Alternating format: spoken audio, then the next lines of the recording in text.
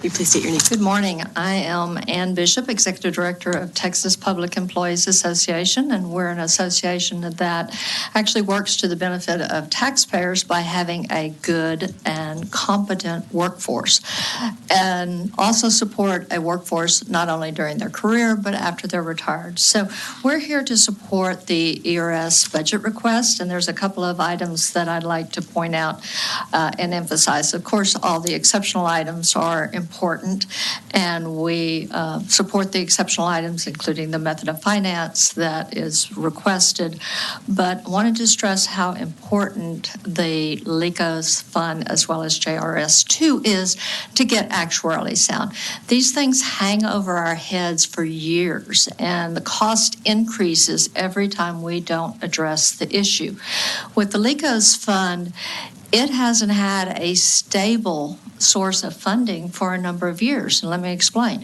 Yes, there is the state match of the employees' contribution, but there is also a supplemental amount that comes from court fees.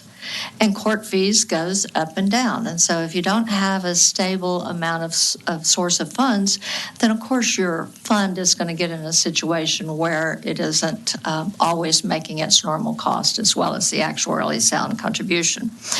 One of the other things I wanted to point out is that Porter said earlier is there is also confusion about the LECOS fund in terms of benefit design.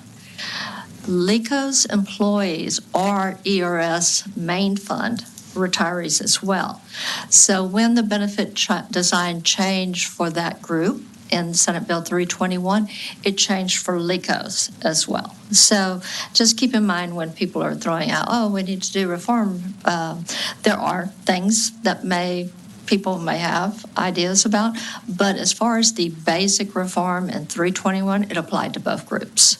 So that's just something to keep in the back of your mind. The other thing I wanted to point out is that Porter did a great job of talking about the interest savings that would occur if you increase the amount that was contributed to the ERS fund by, on his page 12, it was 510 to 600 million per year to 750 per year. But as Carla said earlier, there is another option, and not only the other option for the JRS2 and LECOS fund, but also the ERS fund, and that is in the supplemental appropriations bill to make a one-time additional payment, like you do with your mortgage. If you wanted to have some kind of windfall, that you can make that one-time additional payment, and that would also help the fund. That benefits the legislature in that it's not recurring. Certainly, we're not suggesting that you don't consider the $600 million, but there, in addition to that, there is another option since we are in another unique situation in a positive way, not necessarily a negative way. We also support the rider change, and I this is one of my personal pet peeves, is to do a actuarial valuation during the session, even though it's a mini actuarial valuation, because we have a saying in investments that you don't chase returns, you don't chase numbers either.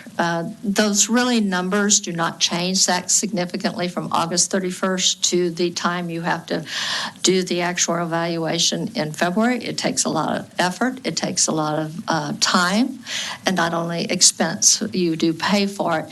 And if you are going to appropriate down to the dollar, then you're not really looking at the long-term impact of this fund and how it works. And really, as my friend Shaq says, the numbers published in this report, which is probably why Porter didn't give you the numbers, is wrong the day it's published.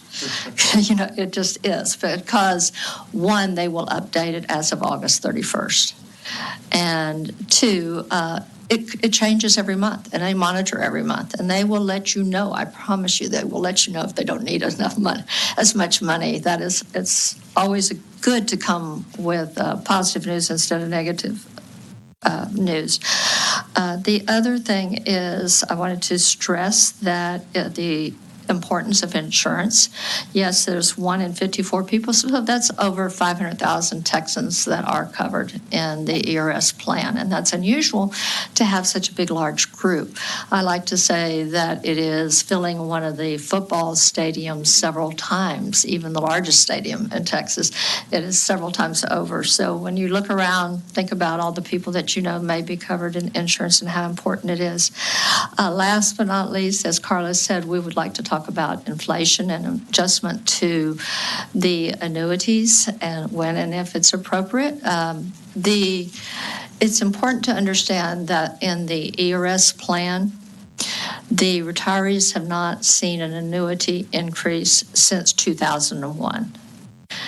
And obviously, inflation has eaten away at the annuities the last year, but inflation is cumulative.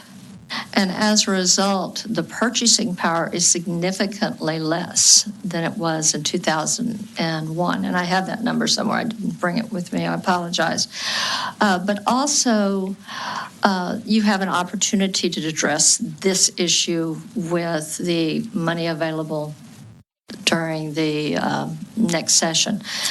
The importance of people being able to afford their rent, or people being able to afford food for a retiree when the average retirement is $1,700 is something I can't understate. They are not getting rich. In addition to the impact on retirees, when we talk about inflation, we like to talk about state employees, and I'll tie it to ERS here in a second. But state employees haven't had a pay increase since September 1st, 2014, was the last across the board real state increase. That's fiscal year 2015. And I say real because the other increase that was the session after was a give with one hand, take with the other. And that it was designed to offset the increase in pension contribution to 9.5%. So that wasn't anything that helped with the purchasing power or the buying power. The inflation impact is estimated to be about 27% to state salaries just since the last inflation-adjusted pay raise. Now, let me tell you how this impacts retirees. Because as we know, our benefit is, in part, at least groups 1, 2, and 3, is based on salary, your final average salary, whether it's 36, 48, or 60 months. If your salary isn't keeping up with inflation while you're working, then how is it going to keep up or even get you a half a chance in retirement? Because your retirement's based on your salary, so you're already behind. So that drives people out of the workforce. It drives people not wanting to stay. And as you saw from Porter's numbers, the amount of non-contributing people that have left their money in or non-contributing people has increased about 10,000 a year. So that is an indication of turnover. It is an indication of the impact on the workforce. The other issue with people who are not getting salary increases is they'll retire at their first eligibility. I will tell you, I did not retire at my first eligibility, but it was a great feeling to be able to know that you can retire.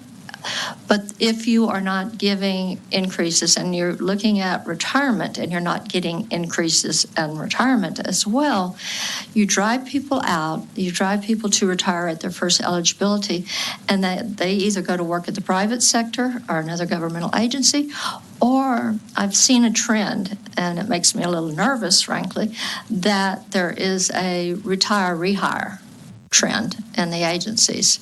And I'll tell you why that makes me nervous. The current rule or law is that you have to be off the payroll 90 days before you can come back. And that law was designed for a reason. And that's like many other laws. There's a specific reason that it's in place. And the reason is the IRS believes in general that when you retire, you should retire. If you're just pretending to retire, then you're not really retired.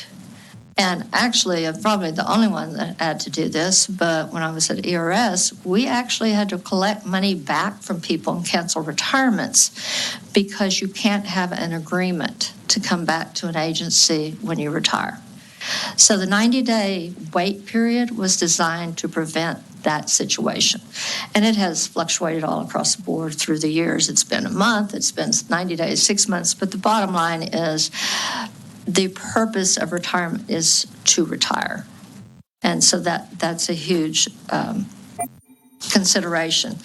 The other thing is, from an agency standpoint, and I can't blame them, if you have a posting and you're having a hard time filling a position because it's been open for 90 days, you're not getting qualified applicants, then of course whoever applies is going to be, that used to work there used to be the most qualified. I'm not saying that's a bad thing, it just is. And so with that, I just wanted to give you a little bit of background and overview of what some of the impact is of your decisions and the legislature's, not you personally, but the legislative decisions. And also to understand and stress that, as Carla says, state employees don't get rich. They do it because there's a sense of purpose and a sense of service. And above all, they serve the taxpayers. And they keep bad things from happening. Nobody really loves a state employee saying, oh, I want to hire more state employees, or I want to see more licensing. But all these agencies, all these rules and regulations and laws that are passed are to really, in large part, to prevent bad things from happening.